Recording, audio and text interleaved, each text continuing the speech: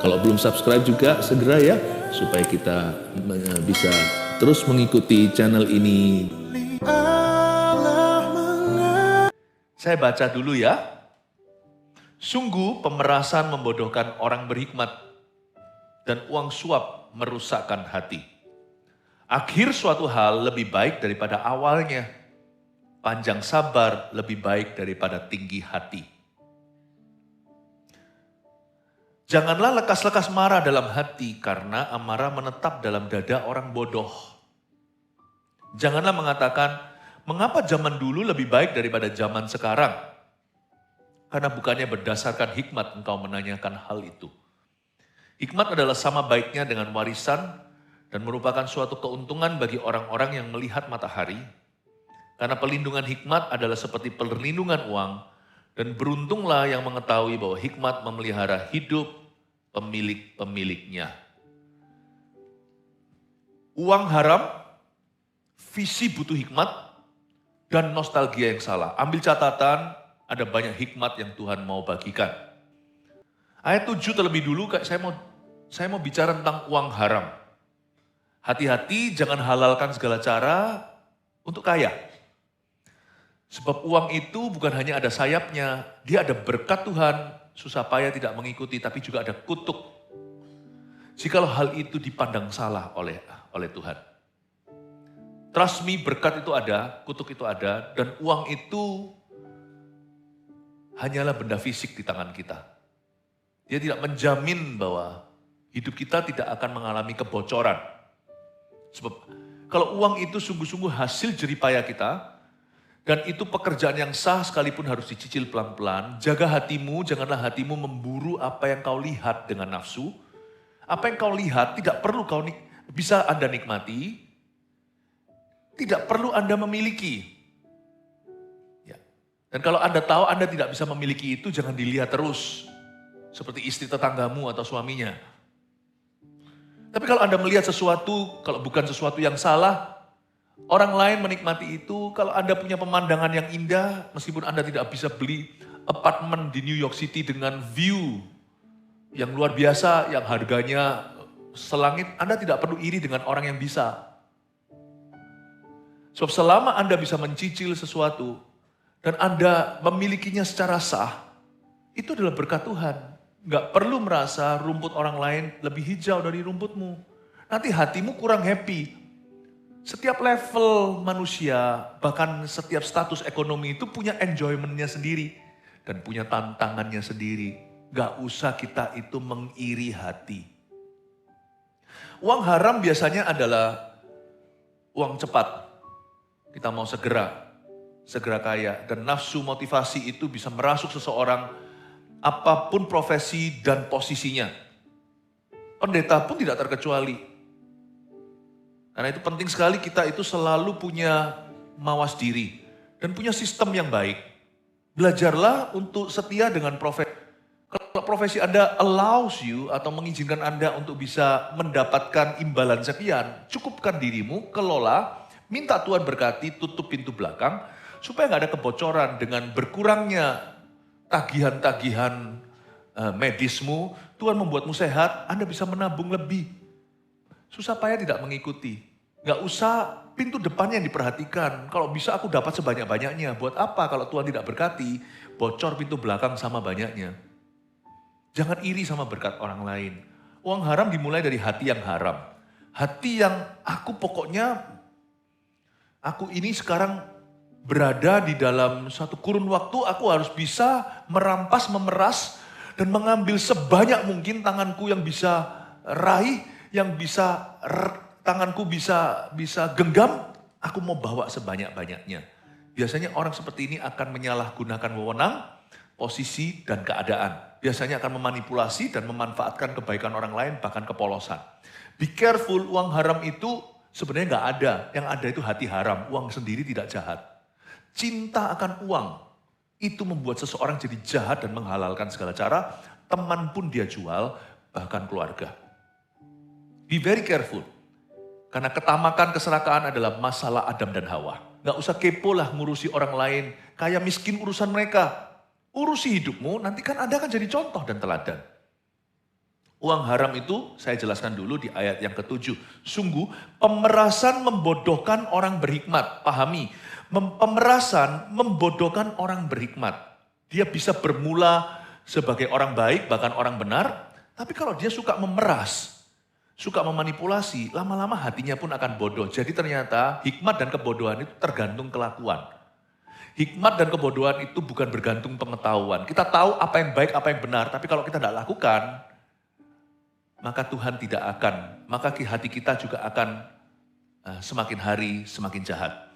Sungguh pemerasan membodohkan orang berhikmat dan uang suap merusakkan hati. Tunggu dulu saya jelaskan ini. Ini dari sisi mana ayat 7 ini? Dari sisi sang pemeras ya. Ini dari sisi sang pemeras. Sungguh pemerasan membodohkan orang berhikmat. Ini bukan dari sisi yang diperas. Ini dari sisi sang pemeras. Orang Kristen tidak boleh menipu dan memeras orang lain. Titik. Yohanes Pembaptis berkata bahwa kekristenan itu bukan teori. Kekristenan itu buah pertobatan. Kekristenan itu kekudusan. Pesan seperti ini sudah nggak populer lagi.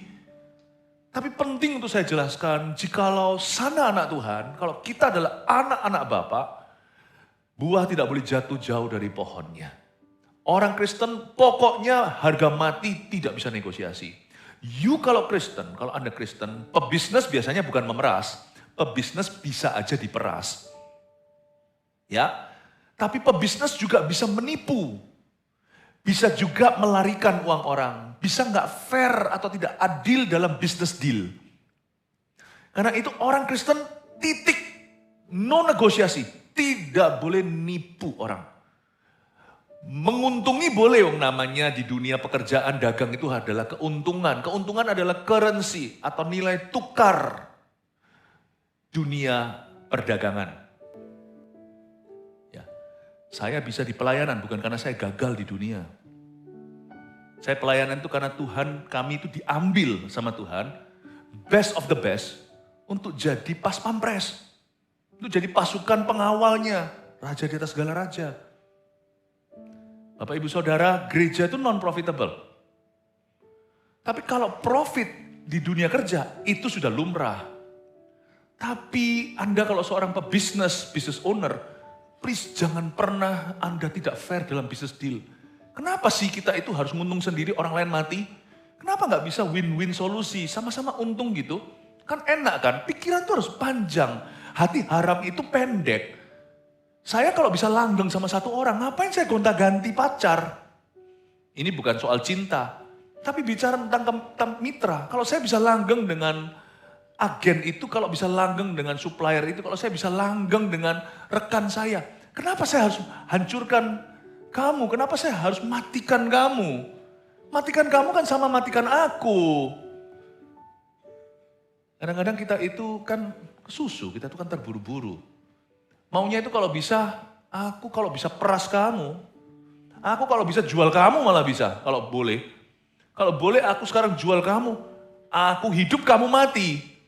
Uangmu, uangku, uangku, uangku. Jangan gitu. Jangan jangan egois. Kalau kita karyawan di satu tempat, jangan kau kerja demi money. Bosmu hari itu adalah seperti Tuhanmu. Bukan berarti kalau Anda disuruh ini itu Anda mau, bukan. Tuhan kan bilang kau harus menghormati Tuhanmu sebagaimana kita belajar untuk menuhankan Tuhan kita. Dan Tuhan majikan juga jangan tahan berkat mereka, jangan korupsi berkat orang lain. Karena kalau Anda lakukan itu jangan lupa loh, Anda juga punya Tuhan loh di atas. Takutlah akan Allah, janganlah kau siksa buruhmu. Please yang loyal, kalau hari ini saya kerja dengan Tuhan yang bengis, Anda belajar menundukkan diri, apalagi kalau Tuhanmu itu saudara seiman. Terlebih lagi, kau tidak boleh tega. Jangan haram tuh hati. Karena sana hatinya Kristiani. Please don't bite the hands that feed you. Jangan korupsi waktu, jangan. Jangan tertidur di waktu bekerja. Bapak ibu saudara juga harus bisa self-respectful. Harus bisa menghormati, menghargai waktumu sendiri. Justru kita itu kalau kerja di satu tempat, loyalitasmu pada akhirnya adalah kepada Tuhan Yesus. Takutlah akan Allah, jangan haram. hati itu, ya. Dan khususnya kepada Anda yang berada di posisi hukum, posisi wewenang di masyarakat. Please jangan memeras orang lain. Kalau bisa dibuat susah, kenapa dibikin mudah? Birokrasinya dibuat begitu rupa, padahal ujungnya kalau seluruh ekonomi mati, you juga ikut mati. Tahukah Anda, apapun yang kau lempar akan kembali ke kepalamu sendiri. Kalau Anda berada di posisi yang memerintah orang lain, Anda berada di posisi, Anda adalah seorang lawmaker, orang-orang yang pembuat dan penegak hukum misalnya, apapun instansinya, apapun itu. Janganlah kalau Anda orang Kristen, janganlah memeras orang lain. Orang Kristen tidak boleh memeras pihak lain. Jikalau kita memeras demi money, berarti kita salah profesi. Orang Kristen tidak boleh memeras orang lain, apalagi yang ada di dalam pemerintahan. Jadi hari-hari ini kalau ada Sadrak, Mesak, Abednego, kalau ada yang namanya Daniel di dunia kerja, di tempat pemerintahan, saya percaya rencana Tuhan bagimu adalah jujur dan benar. Jangan memeras siapa-siapa. Kalau enggak berarti salah profesi. Atau di profesi yang tepat Tuhan memanggilmu tapi Anda murtad. Murtad itu bukan pindah agama. Murtad itu kompromi kebenaran. Kalau di sini ada orang yang bekerja dalam instansi pemerintahan, mark my words. Kata-kata saya ini adalah tongkat gembala. Please ya, jalankan wewenangmu dengan baik dan benar. Percayalah berkat Tuhan itu ada sendiri nanti dalam hidupmu. Amin Bapak Ibu. Jangan memeras siapa-siapa. Sebab anak Tuhan yang sungguh-sungguh tulen, orang yang takut akan Allah, tidak bisa dibeli pakai uang. Ayat ini memperingatkan kepada orang yang mengharapkan sogoan. Ayat ini bukan untuk orang-orang yang terpaksa harus menyuap. Sungguh pemerasan membodohkan orang berhikmat, ayat 7, dan uang suap merusakkan hati. Jikalau ada di sini dari pihak korban yang diperas, yang diancam misalnya, pesan saya sederhana, be careful, hati-hati, karena di dunia ini, di zaman edan ini, orang yang benar bisa jadi salah. Karena sekarang semua ada hukumnya, tapi di dalam hukum tersebut tetap ada oknum. Jadi pesan saya adalah be careful. Anda bukan dari sisi pemeras, Anda yang diperas. Mana sih ada orang diam-diam mau keluar duit, diam-diam mau nyogok orang, nggak ada kalau nggak terpaksa. Betul nggak ya? Jadi ayat ini sebenarnya untuk sang pemeras. Untuk sang pemeras, bukan sang penyogok. Nggak ada orang diam-diam mau menyuap itu nggak ada. Nggak ada orang-orang diam-diam mau keluar duit itu nggak ada. Tapi meskipun demikian, jikalau Anda jadi korban, tetap hati-hati, semua ada hukumnya. Dunia ini semakin rawan, orang yang benar pun, korban pun, bisa jadi terdakwa. Jadi you be careful. Tuhan mengajari kita hari ini, cerdik seperti ular tapi tetap tulus seperti merpati. Pada yang Kristen tapi suka memeras, bertobatlah. Kepada Kristen yang diperas di dunia kerjanya, be wise ya, yang bijaksana. Amin Bapak Ibu Saudara. Tapi yang pasti, uang haram di sini mengajarkan kepada kita sesuatu kebenaran. Bahwa orang Kristen yang sejati, yang sungguh-sungguh takut akan Allah, gak bisa dibeli sama uang. Ada sebuah pepatah, everyone can be bought at a certain price. Not everyone. Semua orang bisa dibeli pakai ini. Jadi sekarang kalau foto kan dikit-dikit sarang heo. Sarang heo atau cash please. Ya. Semua orang bisa dibeli dengan ini. Ada orang lebih murah, ada orang lebih mahal. Sorry ya. Sorry ye gitu ya. Tidak semua ya. God still has a few good men in his house. Tuhan masih punya orang-orang yang tidak bisa dibeli dengan uang. Hatimu harus berpaut pada Tuhan Yesus. Sungguhan mendingan miskin daripada masuk neraka. Don't make just any money. Jangan halalkan segala cara. Sebab tujuan akhir kita bukan untuk kaya, tapi untuk memuliakan Allah. Kekayaan itu tambahan, susah payah tidak akan menambahinya. Kalau Tuhan berkenan pada jalan seseorang, Tuhan itu memelihara. Tapi mari kita sama-sama berpaut pada satu standar. Kudus-kuduslah Allah semesta alam, bumi penuh kemuliaannya. Be careful dalam setiap tingkah langkah Anda. Gembalamu mengingatkanmu hari ini, gembala agungmu melalui gembala sidangmu. Kau akan mati suatu hari meninggalkan reputasi bagi anak-anak kita. Sungguh pemerasan membodohkan orang berhikmat dan uang suap merusakkan hati. Saya move on ya. Ayat 1 saya sudah jabarkan, ayat pertama, ayat 7, ayat 8 sekarang. Akhir suatu hal lebih baik daripada awalnya. Panjang sabar lebih baik daripada tinggi hati. Ayat 8 saya jelaskan. Bahwa kalau kita mau fokus apa-apa itu harus berpikiran panjang. Hikmat mengajari kepada kita untuk long term thinking. Orang Kristen yang nggak bisa mikir panjang, itu kurang Kristen. Kenapa? Orang Kristen tuh mikirnya malah lebih panjang lagi sampai setelah mati kok. Akhirat, kekekalan. Kalau kita itu dikasih hidup kekal, pikiran kita minimal itu harus long term, harus panjang. Orang Kristen yang sungguh-sungguh penuh Roh Kudus, di masa muda aja dia bisa envision, dia bisa mulai punya visi untuk masa depannya. Anak muda kalau dihinggapi Roh Kudus dia akan mendapat penglihatan. Ini penglihatan bukan nggak tentu penglihatan nabi, tapi visi. Orang tua bisa punya mimpi. Mimpi itu kan setelah dia mati dia mimpi. Mimpi itu akan diteruskan oleh keturunannya. Sudah lumrah DNA anak-anak Tuhan itu bisa berpikiran panjang. Sungguh akhir suatu hal lebih baik daripada awalnya. Anak-anak Tuhan harus bisa melihat di end-nya. Fokuslah ke hasil akhir hidupmu. Dan belajarlah menikmati prosesnya. Minimal kalau kita tidak menikmati prosesnya, misalnya kalau prosesnya susah, maka kalau kita tidak menikmatinya, at least hadapilah. Hadapilah dengan hati yang penuh dengan iman kepada Tuhan. Sebab akhir suatu hari lebih baik daripada awalnya. Panjang sabar lebih baik daripada tinggi hati. Oleh karena itu punya visi saja nggak cukup saudara. Anda harus punya hikmat. Ada pepatah di ayat berkata, tanpa visi liarlah rakyat. Nah kalau rakyat cuma punya visi doang tapi nggak punya hikmat. Saya ulang lagi, tanpa visi liarlah rakyat. Tanpa hikmat, gagallah visi. Visi tanpa hikmat, dia akan berakhir sebagai proyek yang tidak selesai. Manusia harus memikirkan jalannya, Tuhan yang menentukan langkahnya. Bagian kita itu melihat jalan, tentukan. Allah yang akan menentukan langkah. Karena kita tidak tahu apa yang terjadi di depan kita.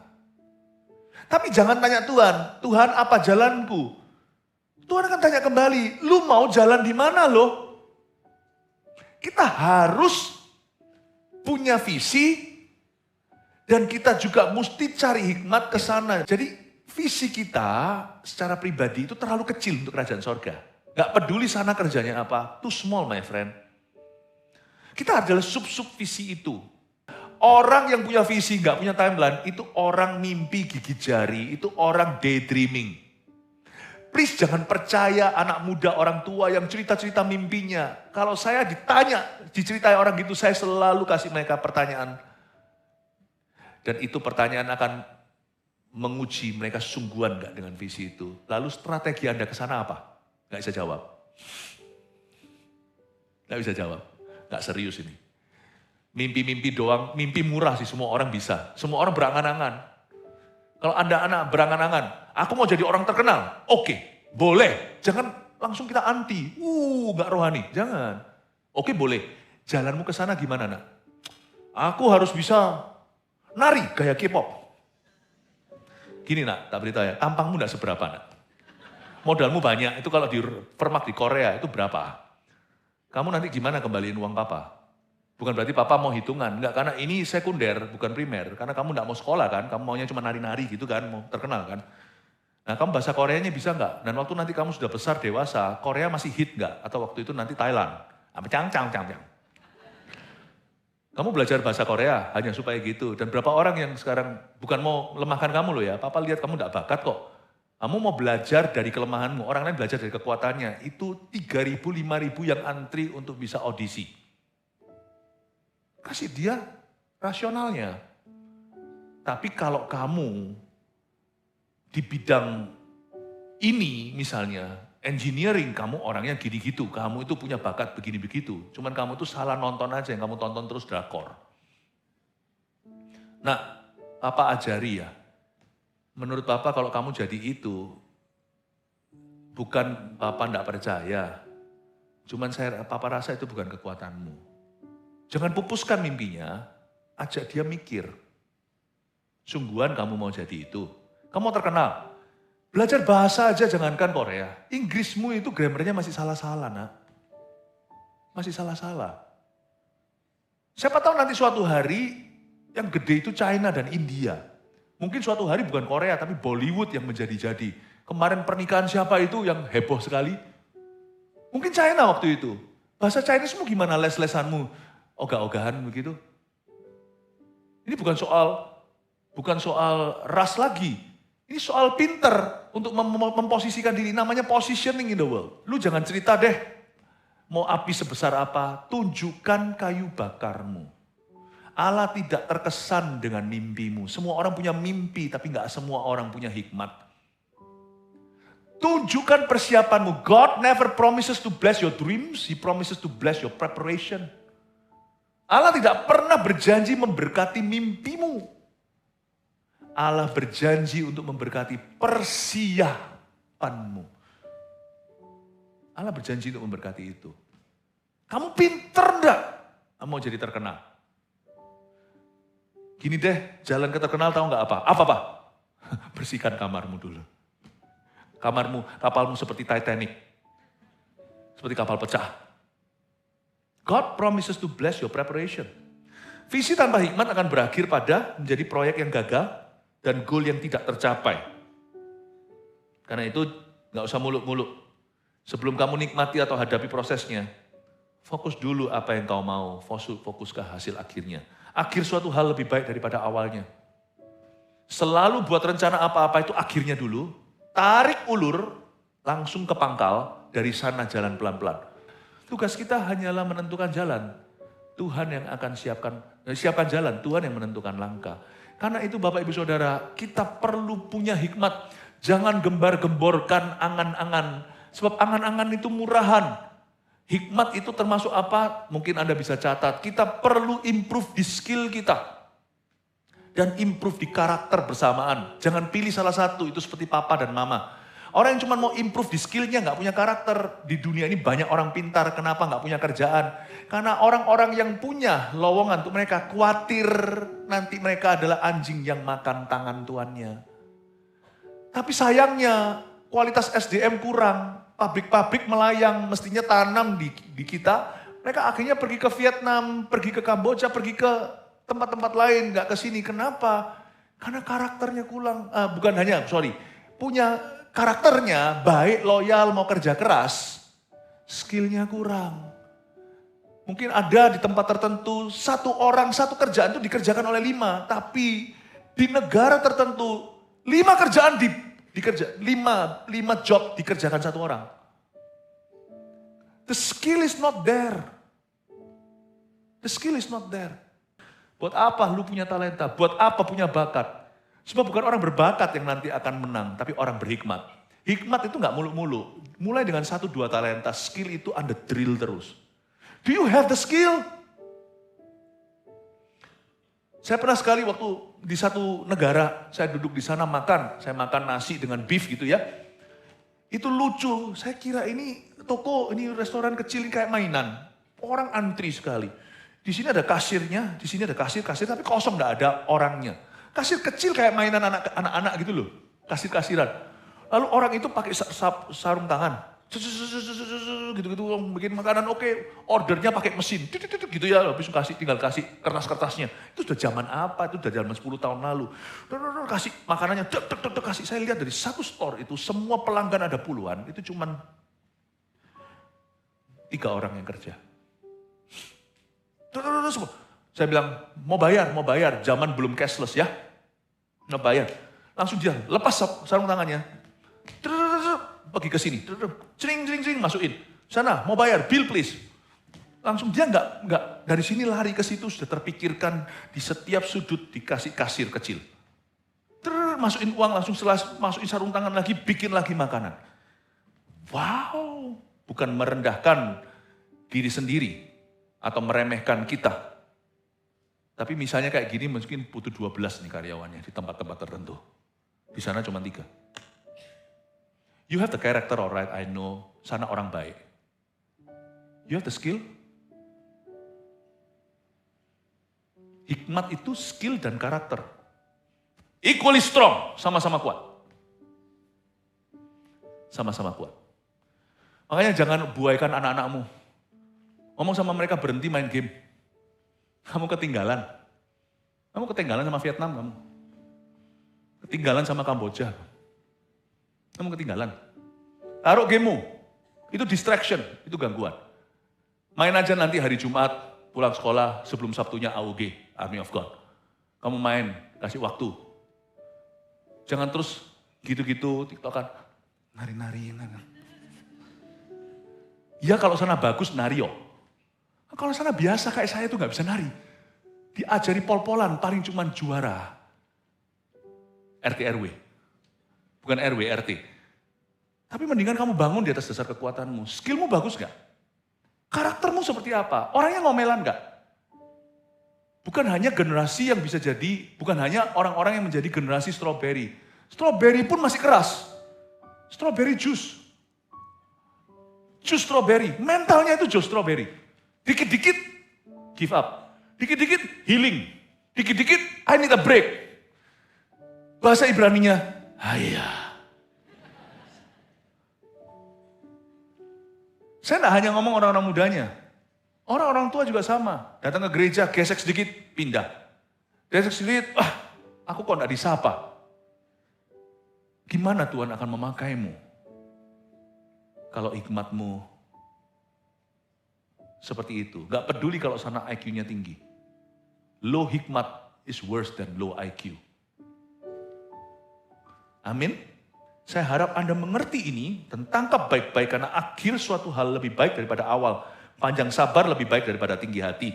Saya sebut aja beberapa hal yang merupakan kriteria hikmat ya. Anda catat skill, karakter, kemampuan, kompetensi maksudnya atau kapabilitas, karakter. Selain itu apa? Karakter apa yang perlu ditekankan? Sabar. Tapi orang sabar biasanya dibodohi kata orang. Orang sabar lamban. Enggak. Sabar plus tekun. Orang tekun itu orang ngotot ke depan. Yang namanya orang sabar itu tidak mendahului Allah. Dan tidak melampaui kapasitasnya. Semua sesuai dengan takaran iman yang diberikan.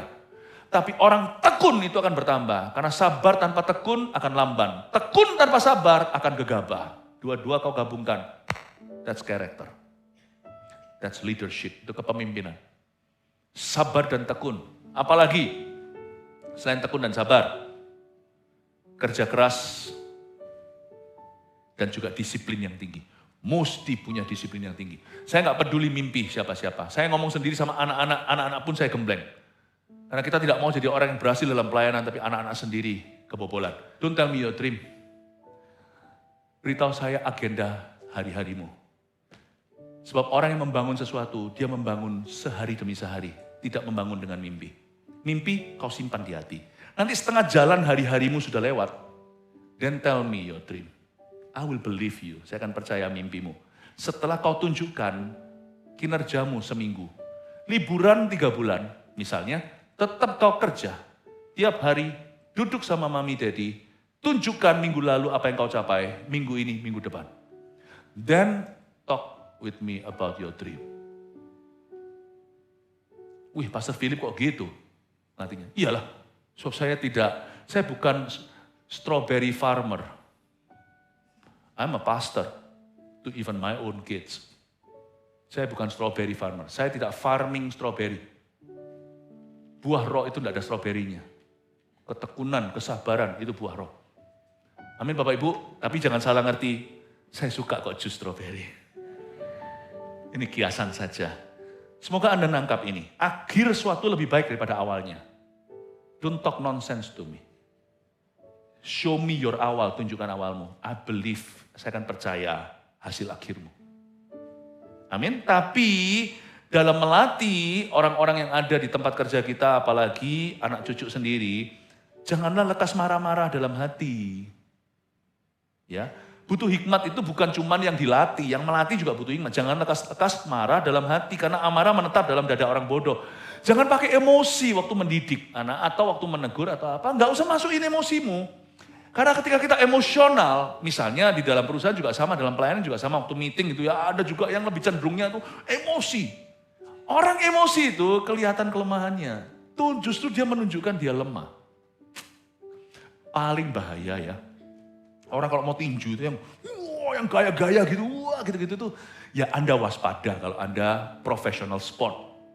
Tapi yang Anda harus hati-hati adalah orang yang nice, tapi Anda lihat ini orang sangat-sangat expert dalam bidangnya. Hati-hati. Orang justru yang tenang. Itu bahaya dalam turnamen. Itu justru buk geblak. Justru yang gaya-gaya, gayanya banyak itu gampang. Karena orang itu mudah dibombong. Mudah disulut api emosinya. Orang kalau udah emosi itu gak bisa mikir. Dia sudah membabi buta. Udah membabi buta. Jangan emosi. Mendidik anak juga sama. Itu justru menunjukkan sana kalah hawa. Tapi kita jangan remehkan orang yang su.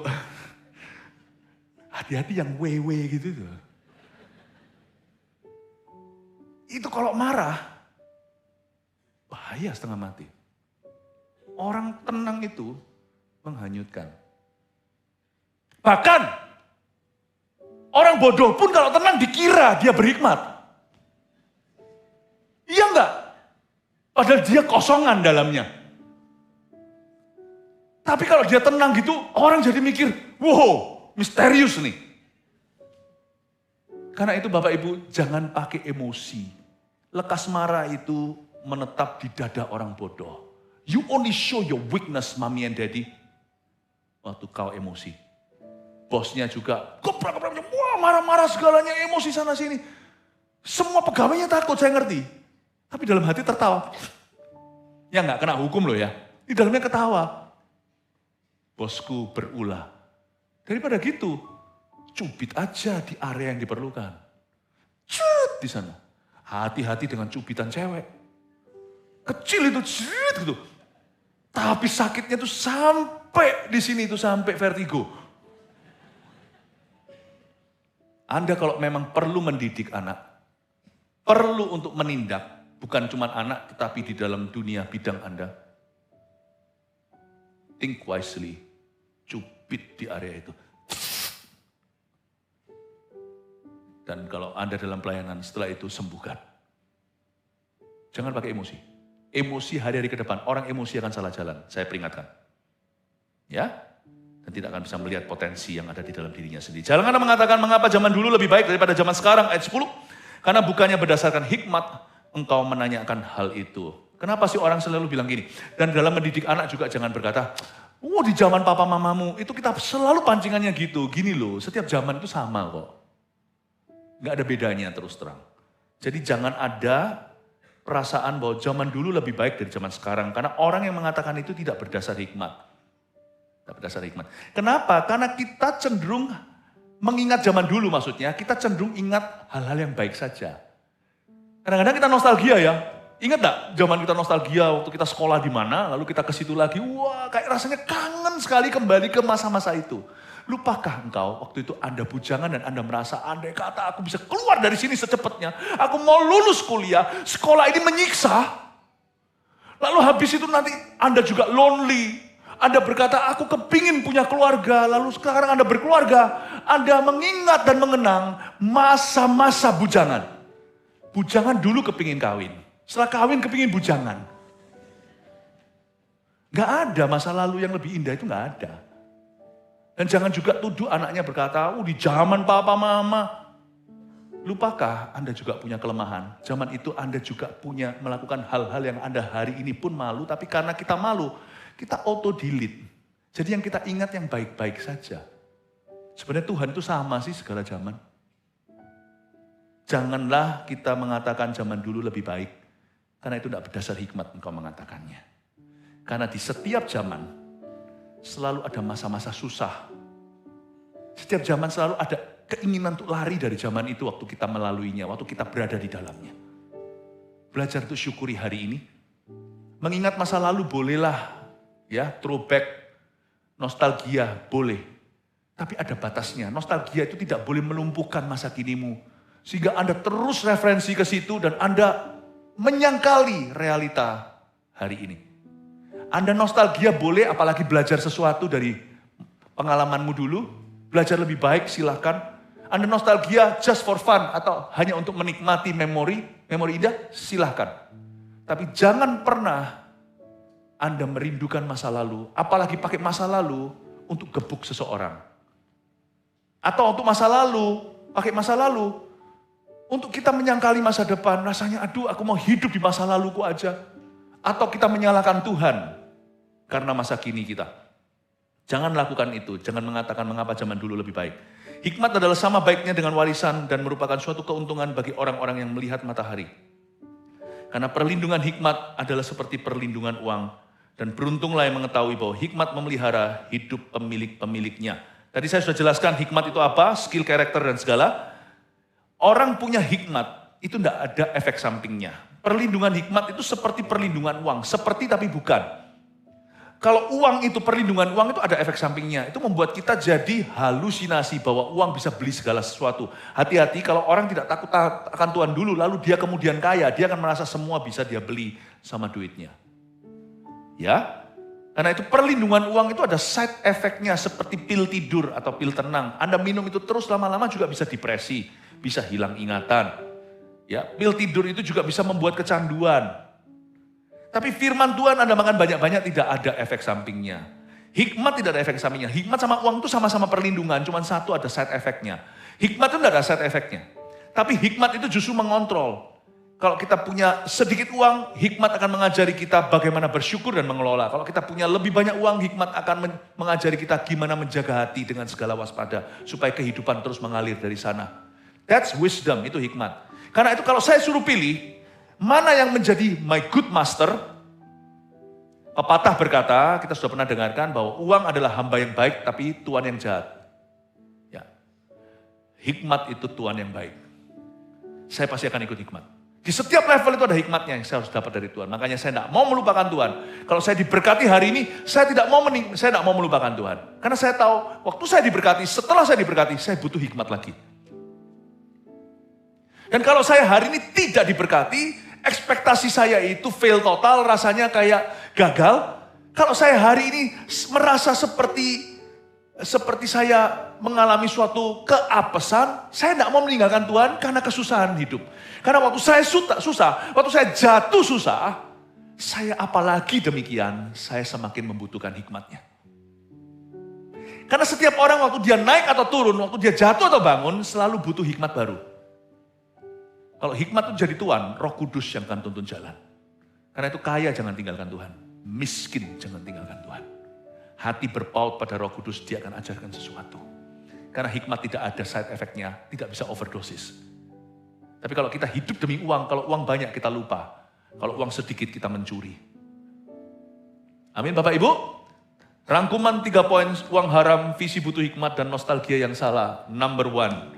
Orang yang takut akan Tuhan tidak akan memeras orang lain dan tidak bisa disuap. Catat ini.